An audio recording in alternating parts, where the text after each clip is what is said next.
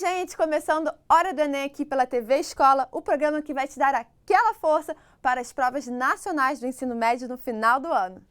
Estamos conectados mais do que nunca, porque queremos ver você preparado para o Enem e para a vida, sabendo lidar da melhor forma possível com a prova, com a sua mente, com o seu psicológico e com as suas emoções.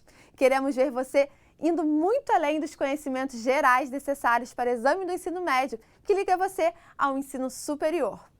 E por isso, no programa de hoje, vamos conversar com o professor de Educação Física, André Fernandes. E você vai saber como ter acesso ao nosso curso intensivo digital. E ainda vai assistir a teleaula do dia, apresentada pelo Land Vieira, uma super aula de Química, abordando nomenclatura e isomeria. Lembrando que essa aula foi gravada antes da pandemia. E você ainda vai ter um bate-papo no final do programa no quadro Uma Janela para o Enem, com a presença muito especial e inspiradora de estudantes como você. Hoje, a estudante de Letras, Maria Eduarda. Então, pegue seu material, concentre-se, tire todas as distrações e fique ligadinho, porque está na sua hora, a Hora do Enem.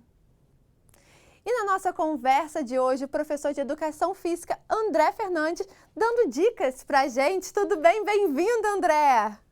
Eu que agradeço a presença, Tati. Um prazer estar aqui com vocês para poder dar algumas dicas para essa turma toda aí do Enem. Com certeza.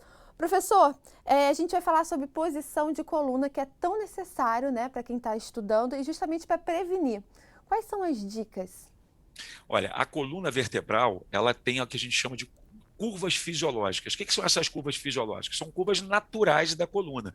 Exemplo, aqui em cima, na cervical, na altura do pescoço, temos a que a gente chama de lordose cervical. A coluna é um pouco para frente.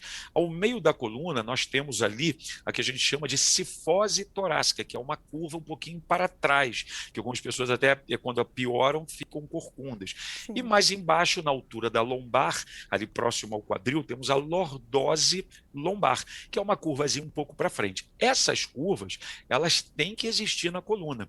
Quando você altera essas curvas, você começa a ter problemas. E aí, nesse momento que a gente está de forma remota, tendo atividades, né, ou seja, muita gente sentada o tempo todo, assistindo aulas e estudando, a tendência é a gente sentar jogando o quadril, né, o bumbum mais para frente. Aí você já anula uma curva, que é a lordose lombar, aquela curva lá de baixo da coluna.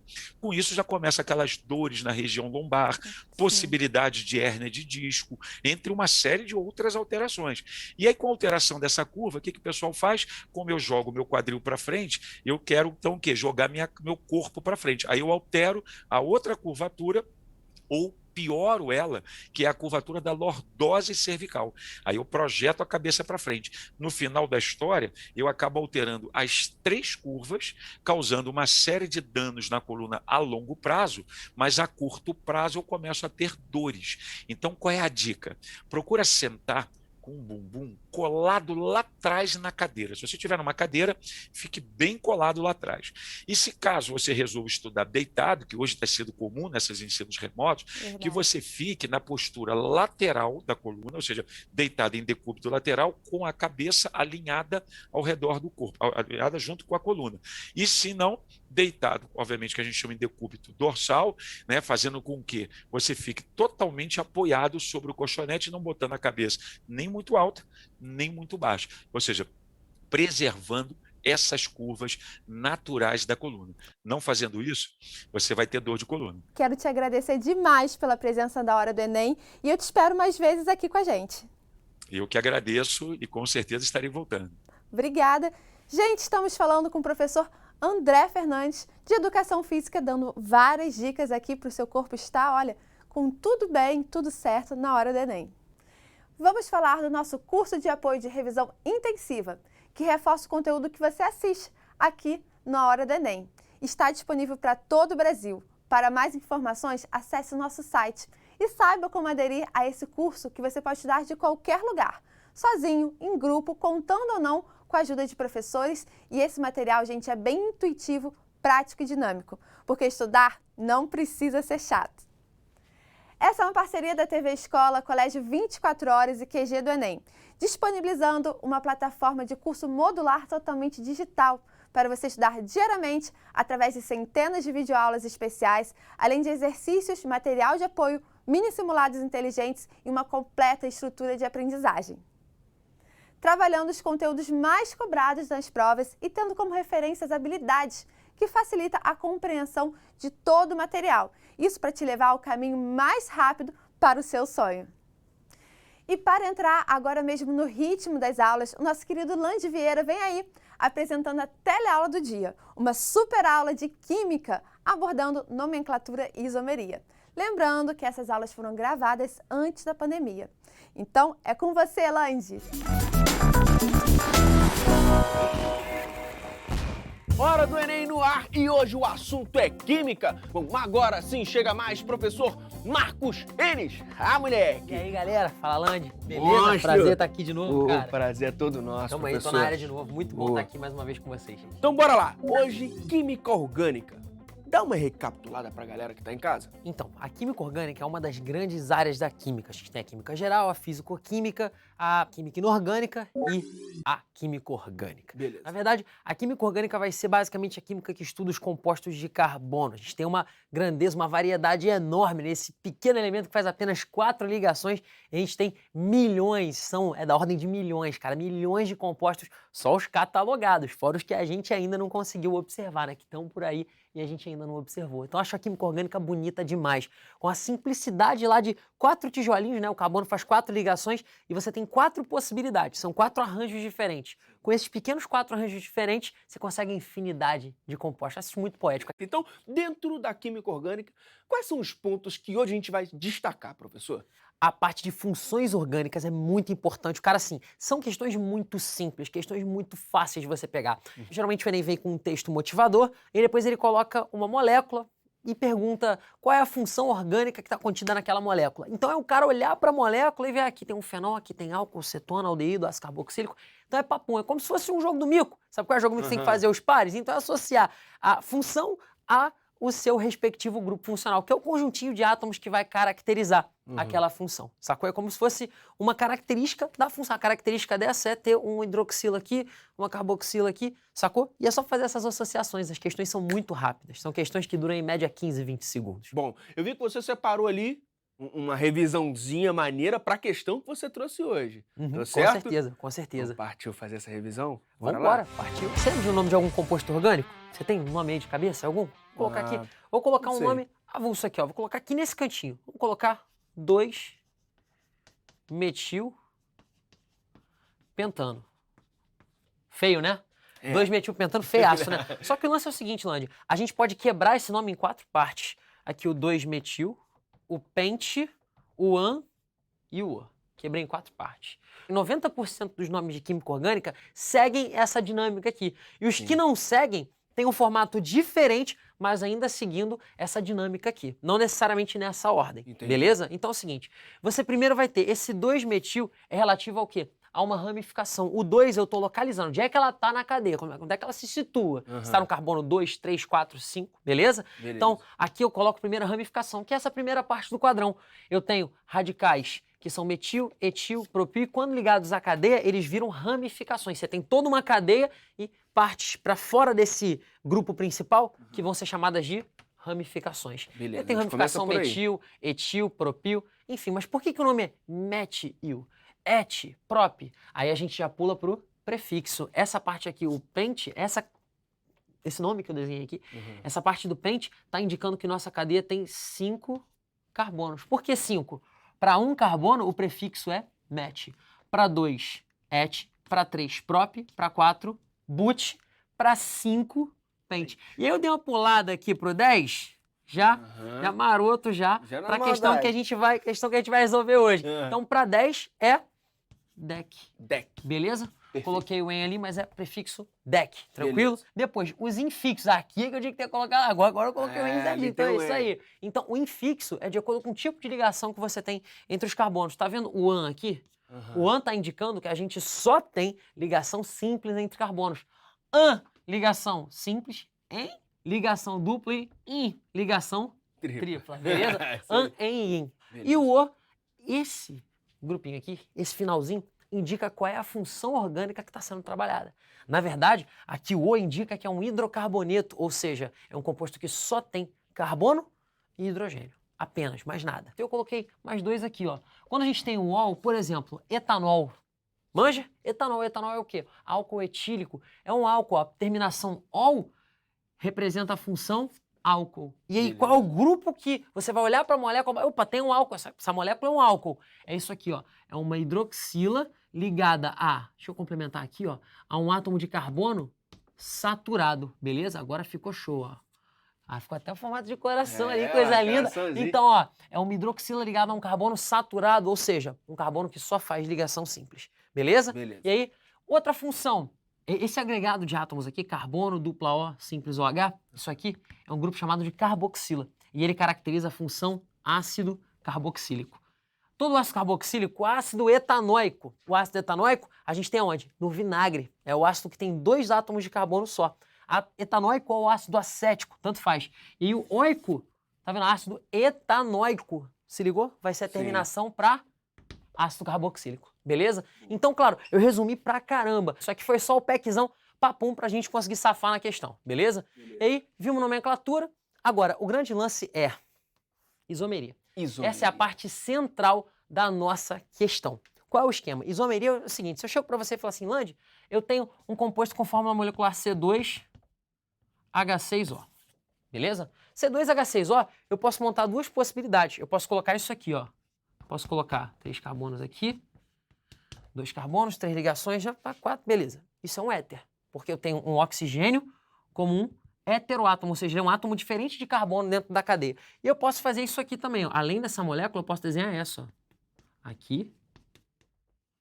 Ó, isso apareceu ali em cima, hein? OH ligado no carbono com a função álcool. Beleza? Função álcool. Então aqui, ó, os dois têm a mesma fórmula. Quando eu coloco só o tracinho aqui, são átomos de hidrogênio, ó. C. Um carbono, 1, 2, 3 hidrogênios. 1, 2, mais 3 aqui, opa, mais 3 hidrogênios aqui. 6 hidrogênios, oxigênio. C2H6O. É a fórmula. Sim. E aqui, todo o tracinho aqui do carbono é hidrogênio também. Hidrogênio, hidrogênio, hidrogênio, hidrogênio. E aqui também. Eu tenho 1, 2, 3, 4, 5, 6 hidrogênios, 2 carbonos e oxigênio. Sim. C2H6O. Mesma fórmula. Sim. Então os dois têm a mesma fórmula molecular. Será que esse cara aqui é o álcool? É o etanol, é o álcool que a gente conhece como álcool, álcool de posto, enfim, um álcool de bebidas alcoólicas. Agora, esse cara aqui é o metóximetano, é um éter. São moléculas com propriedades completamente diferentes. E aí? Mas os dois têm a mesma fórmula molecular. Essa é a isomeria. Os compostos compartilham só da composição, porém, o arranjo desses átomos, ele é diferente. Cada composto tem a sua organização estrutural particular. Se ligou? E aí a gente vai dividir essa isomeria em 2 grandes blocos. Eu, particularmente, gosto muito dos 2 casos aqui, mas o meu favorito é essa aqui, a isomeria geométrica. Daqui a pouco a gente chega lá. Mas isomeria plana é o seguinte, a fórmula molecular vai ser a mesma em todos os 2 casos. Tem que ter a mesma fórmula molecular. Ah, um tem 7, outro tem 2. Já não são mais isômeros. Mudou um hidrogêniozinho, mudou um detalhe na composição, já era, já não é mais isômero. As fórmulas moleculares têm que ser idênticas. Beleza? Isso. Agora, na isomeria plana, a gente tem 5 casos. E rola um macete para gravar. Quer ver como é fácil, Lande? Como? Fala aí. Metafun capô. Metafun capô. Acabou. Você já sabe a inicial dos 5 casos de isomeria. Med Q de metameria, Ta de tautomeria, Fun de função, K de cadeia e Pô de posição. Você já viu que eu dei aquela circulada, aquela destacada. Opa, eu acho que tá na maldade da questão. Já foi. Então, galera, cada uma dessas linhas aqui, cada um desses casos tem uma particularidade.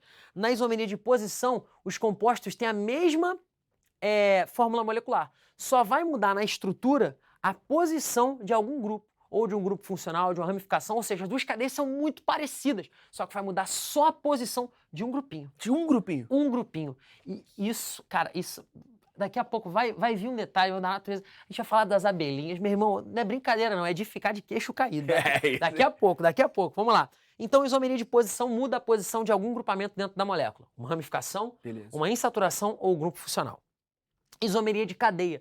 As substâncias, elas têm a mesma fórmula molecular, só que uma cadeia é aberta e insaturada, a outra é fechada e saturada. As cadeias são diferentes, elas diferem. O nome, você tá vendo? O nome exatamente mostra o que está mudando de uma cadeia para outra. Então aqui muda o tipo de cadeia. E na isomeria de função? Muda o tipo de função. Isomeria de função já pintou aqui no quadro. A gente tem aqui um éter e aqui um álcool. São moléculas com a mesma fórmula molecular, porém as funções são diferentes, beleza? Então nós temos isomeria de função. Agora, a metameria e a tautomeria são casos especiais. A metameria é quando rola uma diferença na posição do heteroátomo. Vou colocar aqui do lado, a galera deve gostar de fazer notação. Então, diferença na posição do heteroátomo. Ela até chega a ser comparada com a isomeria de posição, mas ela é um caso particular, porque muda a posição do heteroátomo especificamente. É só no caso do heteroátomo. Só o heteroátomo. Só o heteroátomo, exatamente. E na tautomeria, ela é uma isomeria que rola um equilíbrio entre as espécies. Então, a grande dica para você identificar uma tautomeria é isso aqui, ó, uma setinha para lá e uma setinha para cá, mostrando que você tem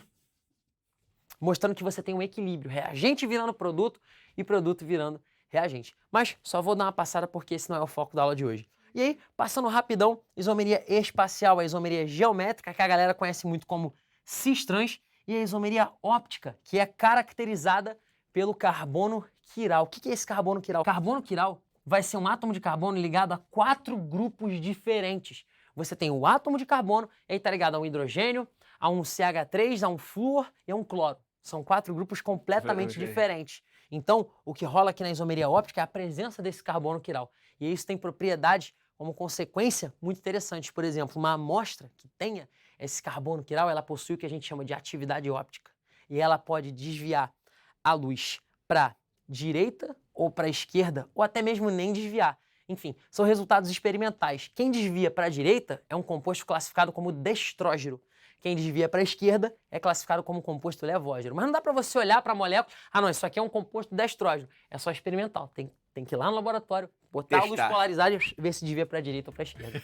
Perfeito. Então, com essa revisão toda, partiu resolver a questão. Partiu resolver a questão, vamos para dentro. Tá aí, questão 132 do Enem de 2018, caderno azul, primeira aplicação. Vamos lá.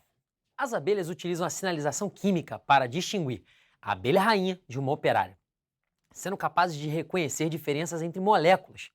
A rainha produz o sinalizador químico conhecido como ácido 9-hidroxidec-2-enóico, enquanto as abelhas operárias produzem ácido 10-hidroxidec-2-enóico. Nós podemos distinguir as abelhas operárias e rainhas por sua aparência, mas, entre si, elas usam essa sinalização química para perceber a diferença. Pode-se dizer que elas vêm por meio da química. Poético isso, né? Bonito pra caramba. As moléculas dos sinalizadores químicos produzidas pelas abelhas rainha e operária possuem diferença na... Caraca, e aí? Pois é, a gente vê ali um 9, né? Um 9 de um 10. Vamos lá? Lembra da divisão que eu fiz agora há pouco de nomenclatura com você? Sim. Bora determinar a estrutura dessas moléculas então, Landy, só por nomenclatura. Só pelo nomenclatura. Só pelo nome, Só beleza? pelo Eu recomendo o pessoal começar sempre pelo prefixo, que é o DEC. Aqui a gente tem ácido, o 9-hidroxi tá indicando que você tem um OH. Esse 9-hidroxi aqui, ó, isso aqui, ó, tá indicando que você tem um grupo OH em qual carbono? No carbono 9 da cadeia, exatamente, beleza? E o DEC, prefixo DEC, eram quantos carbonos? 10. Então, hidroxidec são 10 carbonos, então bora colocar os 10 aqui. Tem uma representação que é a representação em bastão, ó. Fiz um traço, quantos carbonos eu desenhei? 2. 1, 2. Beleza. Cada traço é uma ligação carbono-carbono. Então, 1, 2, 3, 4, 5, 6, 7, 8, 9, 10 carbonos, beleza? Como é um ácido carboxílico, o óico aqui, ó, óico, tá indicando que essa molécula é um ácido carboxílico. Então, bora colocar aquela carboxila marota, dupla O, simples, OH. Tá lá. Só que faltam alguns detalhes. Eu já fui no 9-hidroxi, ainda não foi, eu só coloquei o DEC aqui e o óico do ácido carboxílico. E agora? Agora, o 2-en, o en, lembra o que o en indica? Aquela dupla entre carbono, é o infixo. Então, vou colocar uma dupla no carbono 2. Landy, o carbono 1 vai ser sempre o carbono que tem o grupo funcional.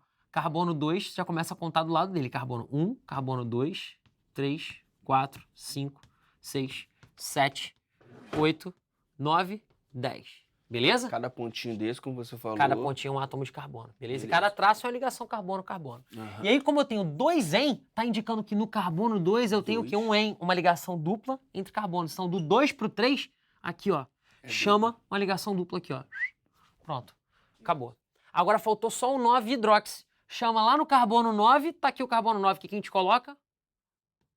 um OH. Essa é a molécula que identifica a abelha rainha. Tranquilo? Beleza. Agora, olha só que sutileza, que coisa linda! A posição dessa hidroxila. Então, do 9 pro 10, olha só, Lândia. De novo, pra gente recapitular a nomenclatura. Que é O 10 deck- hidroxi. Deck. Aí você Quantos pega carbonos deck. na cadeia? 10. 10 carbonos. Vamos lá. 1, 2, 3, 4, 5, 6, 7, 8, 9, 10. Beleza. O oico indica ácido carboxílico, dupla O simples. OH, caramba, mostrou, mas é a mesma molécula? Não, Lândia. Aqui, ó. 2N de novo. Carbono 1, 2. Igualzinho, Aqui nem aí tá numerei, igual. já tô desenhando a molécula igual. Mas olha a diferença aqui, ó. Aqui em cima, 9 hidróxi, aqui embaixo, 10 hidróxi. Se o cara já soubesse nomenclatura, assim, rato de nomenclatura, ele não precisava nem montar a fórmula. Eu tô montando a fórmula aqui pra dar aquela moral, com certeza. Claro, pra mostrar. O lance é 9, 10. A hidroxila tá aqui. Tá aí. O H. Aí, O H. aí você Eu colocou botei virado invertido só. aqui pra Porque, poder... geral- se a gente coloca assim, Land, pô, foi legal você ter falado isso, ó. É bom porque... Galera, se liga, hein? Se você coloca assim, ó, OH, parece que é que tem quem tá ligado na cadeia. O H. Parece que é o hidrogênio, É. sacou? Então, quando é do outro lado, eu coloco assim, Faz ó, assim. H e o oxigênio. Tá aqui, Perfeito. galera, no carbono 10, ó. Esse carbono aqui era o carbono de número 10. Olha isso. Olha a pequena diferença, olha que fantástico, Muito Land. sutil. A abelha consegue identificar que a hidroxila foi do carbono 9 pro 10. Isso é muito fantástico, cara. Então, o cara só bateu o olho na nomenclatura, ele não precisava nem da fórmula. Mas o cara viu, pô, 9 hidroxi e 10 hidroxi, mudou o quê? A posição da hidroxila. É isso. Então, qual é o tipo de relação que a gente tem aqui? Uma isomeria de posição. As duas moléculas são idênticas, elas vão ter a mesma fórmula molecular. Sim. Qual é a única diferença? A posição da hidroxila. da hidroxila. Acabou, tá morta a questão. Tinha algum distrator ali, professor, na opção de resposta? Vamos nessa. Letra A. Diferença na fórmula estrutural. Cara, pode ser uma diferença na fórmula estrutural? É uma diferença na fórmula estrutural. Qual a Aham. diferença? A posição da hidroxila. Se ligou? Nossa alternativa aí correta é a letra A. Beleza. Letra B. Fórmula molecular. Se tiver diferença na fórmula molecular, eu Não coloquei é. aqui no resumão, aí não vai ser isomeria. Concorda comigo? Eu concordo. Beleza? Letra C. Identificação dos tipos de ligação. Eu botei as duas estruturas ali no quadro para você. Tem alguma ligação diferente? Só a do OH, muda É. só a posição. Mas as ligações simples e duplas, idênticas. Idêntico. Beleza. Depois, contagem do número de carbonos. A gente contou nas duas, foram quantos carbonos? 10 10. carbonos. 10 carbonos nas duas. Letra E. Identificação dos grupos funcionais. Os grupos funcionais são os mesmos. Carboxila de um lado, carboxila aqui e o grupo funcional hidroxila. Mudou só o quê? A posição. Não tem como. Então, é a fórmula estrutural. Mudou a estrutura de uma molécula para outra. Agora, professor, por que estudar a isomeria? Land, então, a isomeria você viu que tem uma gama de casos muito grande. Só no caso da plana são 5 possibilidades que a gente tem. Lembra? Sim. Qual é a sigla mesmo que você tem que gravar? Você lembra? Metafun-capô. Gravou metafun capô, são 5 casos, que era metameria, tautomeria, função, cadeia e posição. São 5 casos, então dá pra botar muita questão dentro disso aí. Além do metafun capô, você ainda tem os 2 casos de isomeria espacial, que são a geométrica e a isomeria óptica. Cara, e na geométrica dá pra você ir muito longe. Por exemplo, você já ouviu com certeza falar em gordura cis e gordura trans. Sim. Não já? Então a gordura cis, esse cis é exatamente pelo arranjo dos átomos de carbono. Eles vão ter um arranjo cis, ou seja, eles vão ter um arranjo no mesmo lado do plano. Já o arranjo trans é um pouco diferente. O arranjo trans ele é em planos opostos. Até se a gente chegar aqui, vamos voltar pro quadro aqui rapidinho? pode ser. Até no quadro aqui, ó. Cara, Se eu chegar... Sempre quando eu penso nisso, eu penso nisso. É exatamente cis e trans. O lance é o seguinte aqui, Land. Vamos lá. Aqui, se você for parar para analisar, rola isomeria esses trans aqui. Esses 2 ácidos aqui são ácidos, eu acho que aqui é trans, cara. Vamos dar uma olhada? Vamos dar uma olhada. Vamos lá, o seguinte. Se eu pego aqui na dupla, eu vou ter que pegar esses 2 carbonos aqui como referência. Não pode ter, tem que ser na dupla ligação, porque quando você Sim. tem a dupla ligação, se um carbono tenta girar, o outro vai junto. Uhum. Então você não tem essa livre movimentação. Se tem um carbono só, Dá pra eles girar. conseguem girar numa boa. Dá. Beleza? Então aqui, o lance é o seguinte, galera. Tem um hidrogênio ligado pra cá. Porque ele já tá fazendo 1, 2, 3 ligações. A Sim. quarta completa com o quê? Hidrogênio. Hidrogênio. Sempre, completa com hidrogênio sempre. Aqui tem outro hidrogênio. Quando a gente tem esse tipo de estrutura, a gente tem que passar um plano de referência ali para ver se o composto é cis ou trans. Passa esse plano aonde? Exatamente aqui, ó, Na dupla ali. na dupla. Se você olhar, ficou um hidrogênio para cima e um hidrogênio para baixo. Opa, lembrei daqui. Então, aqui. Só que a gente não vai usar o hidrogênio como grupo de referência. Eu uso os grupos, pode usar o hidrogênio também, mas o padrão é usar o grupo de maior prioridade, que é o grupo de maior massa. Então seria qual? Seria esse grupão aqui todo, ó.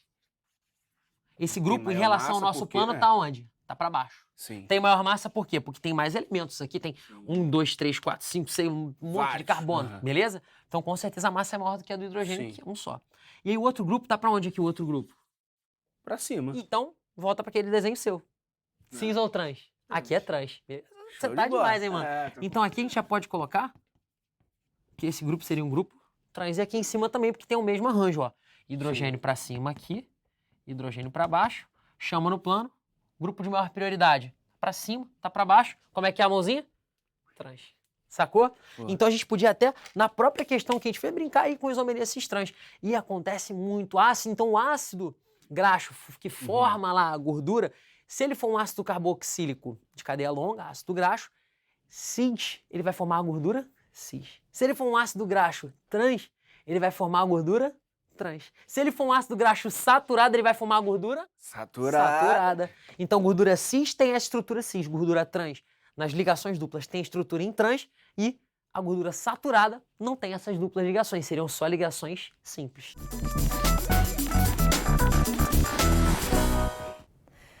Janela do Enem, nós temos hoje uma menina, gente, que veio da Serra, ficou indecisa ali do que fazer na hora do Enem. Enfim, vamos conversar com a Maria Eduarda Mendes. Tudo bem? Bem-vinda à hora do Enem. Bem, obrigada. Você ficou indecisa do que fazer de profissão. Me conta um pouco da sua história.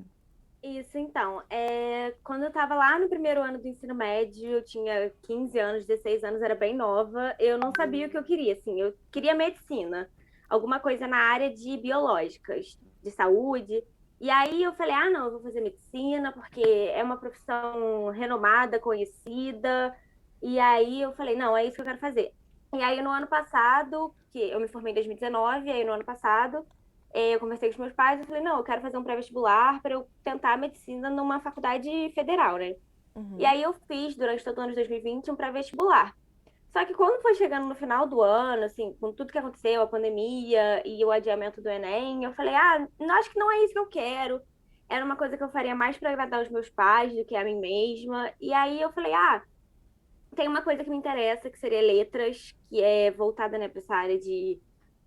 Eu faço licenciatura, e aí voltada para essa área de ensinar, de aprender, de estudar línguas, linguagens, e a própria literatura, que é uma coisa que me interessa, livros.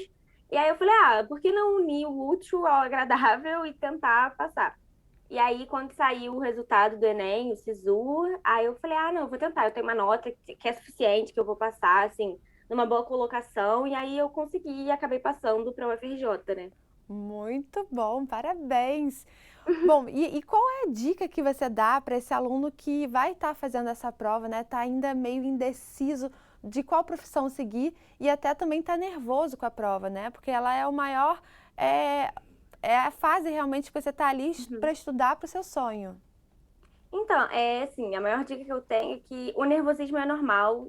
Qualquer prova, qualquer situação da vida, a gente vai estar nervoso, mas tem que sempre controlar, porque na hora da prova, se você fica extremamente nervoso, ansioso, você acaba esquecendo tudo aquilo que você estudou ao longo do ano todo, então não adianta nada. E em relação ao estudo que eu tenho para falar, faz o básico, estuda por questões, faz pequenos resumos, porque com isso você já consegue uma boa nota, uma ótima nota, sem precisar ficar estudando 10, 12 horas por dia. Se você fizer 3 horas de questão todo dia, você já vai ter uma ótima colocação, entendeu? Essa é a Maria Eduarda, direto da Serra Carioca, aqui para a Hora do Enem.